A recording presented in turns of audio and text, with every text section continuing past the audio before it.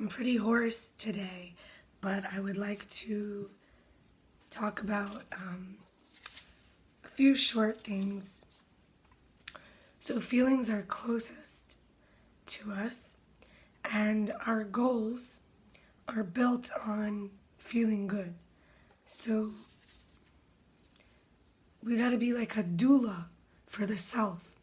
And those birth pains, those feelings of discomfort or euphoria or tapping into something greater and beyond anything who we were before, we're like a doula, a midwife for ourselves.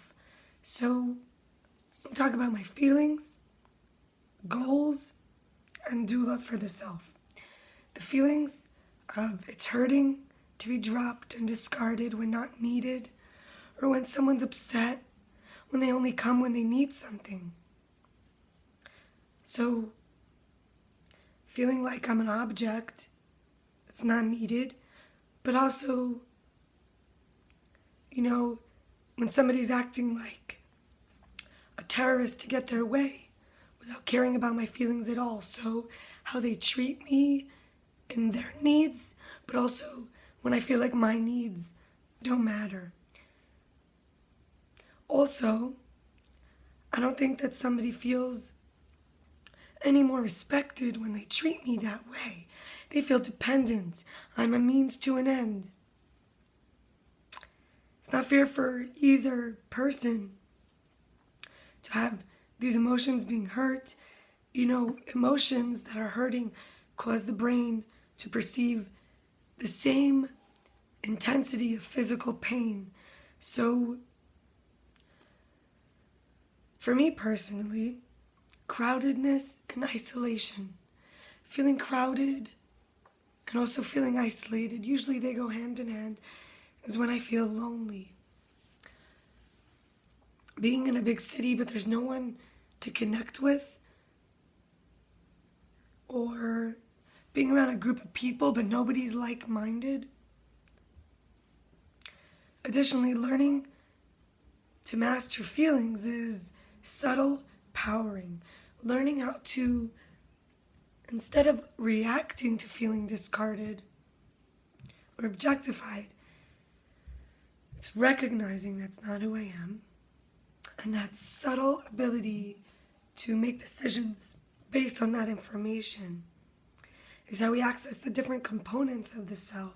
It's not levels, like a hierarchy, like grades, but rather it's all these different pieces coming together.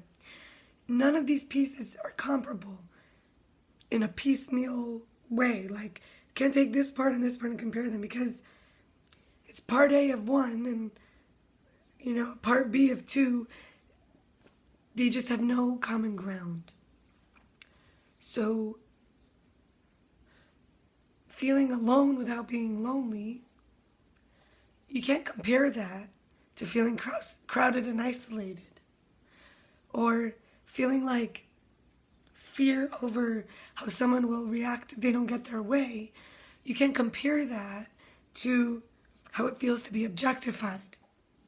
So each feeling is a messenger. And learning to master these, in other words, learning to have them be our teachers, is to be empowered with the subtle, with the things you cannot compare. And my feelings bring me to my yearnings, to my goals. These are my goals. Very personal. Don't want to waste my time with my hoarse voice. You're welcome to write your own list. Not being afraid of the dark and allowing waves of light to float up to my vision. All of these are centering around float versus the gravity or feeling too high I might fall. So balance, internal and external, and across those, front and back, around, up and down. I'll be talking shortly about births from deaths, so that each time I disappear, I don't know who I am. And I want to fill up the time and schedule, and that's where I can be birthed. Wanting what is, feeling safe in my body, embodied safety. satisfying the need to travel and explore. Whether I go anywhere or not, just the sense of growing, of being immersed in culture and exposed to different pathways. The idea all paths lead to one, all rivers lead to one. So to see myself, or to see what I thought was not myself, in newness. Having this scarf of love become a blanket. What kind of brings me that sense of, oh, I feel love and it's warming my neck, my heart, my head, suddenly wraps me completely. Self-respect, which for me is taking personal responsibility and acknowledging my role. This is one of the hardest things for me. I do struggle with self-esteem. And at the same time, the more I work with it, the more subtle it becomes. Acknowledging my role can be a challenge at times. And on the other side of it, number 2, being able to take concrete action when I'm dissatisfied with my response, ability, or my acknowledging my role. Supporting and grounding myself. So this is feeling the foundation, feeling a bedrock. Not blaming anyone for my loneliness. This continues with self-respect. For my rejection, feeling unlovable or unwanted or ignored. Disappointment, foolishness, feeling procrastinated and unimportant and annoying. This is when I believe I'm a burden because I'm not seeing myself as a blessing. I'm not blaming anyone for my hurt. Usually if it hurts me, it's because I'm sensitive there or wounded.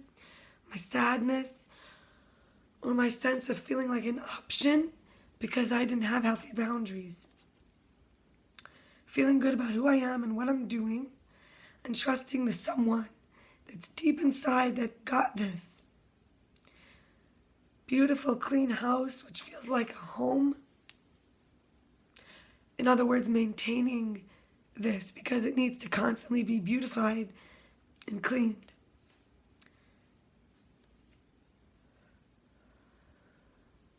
This is something that I really, really say is close to my heart. It consumes a lot of my emotional efforts. And this is healthy, nourishing, close, loving relationship or relationships like friendships, family. Nature time, I would say the idea of a rainforest. The idea of a rainforest for me is an environment where I'm bathed in a watery way by nature. And finally, nothing or no one over-mattering or becoming too heavy, like disproportionately more than I matter to myself. And I mentioned doula for the self and turning our depths of the personality or aspects or components as they complete into births. So some ways in which, I'm working on this, and I'll be vulnerable, is not getting the message, resentment of overgiving, experiencing of healing the need for feeling valued outside of myself, overthinking, expectation, honesty and transparency, desiring reciprocation, confessing or feedback from the universe or a person about being imbalanced or out of alignment, having the ability to give myself attention, the despair that comes when my needs are not getting met, that spurs me to meet my needs. Undoing the narcissism of fight or flight, defense, fear. Releasing a grudge against myself for trying so hard to survive by controlling the outcome. The times I give unsolicited feedback and being hoarse is a doula for me. And I read from a website I love, if you only listen for this, it's worth it, flowsandforms.com. Such a great resource. I read how hoarseness is often about regret. And other things I read are like, Smoking is for territorialism, pushing people away, and many other cool things. Like hearing is about feeling we can't handle the attack of what we're hearing. Or anyway, finally, after that tangent from unsolicited feedback, comparing too much.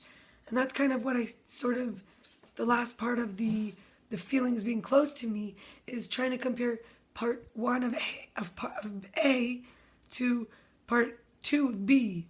And I hope you have a beautiful day of birthing as a doula for yourself your worthy goals by mastering your nuanced feelings.